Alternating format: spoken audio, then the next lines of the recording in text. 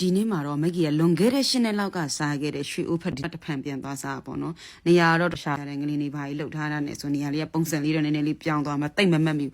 အဲ့မှာစားတော့ဗာလဲဆိုတော့အမိုနဲ့ဝသားပြားနဲ့လိတ်ထားတဲ့အလိတ်ကိုကျွန်မအချင်းနဲ့တို့စားအဲ့မှာအချိုက်ဆုံးကဗာလဲဆိုတော့ကျွန်မဖက်ထုတ်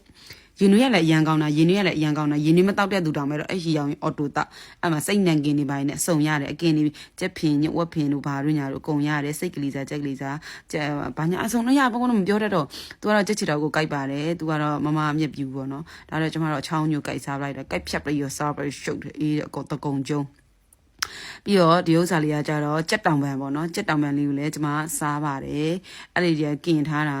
လွန်ခဲ့တဲ့ရှစ်နှစ်ကအရသာမပြောင်းတော့သူဖတ်ထုတ်ကဘာကိုကြိုက်တာလဲဆိုအဲ့ရယ်သူက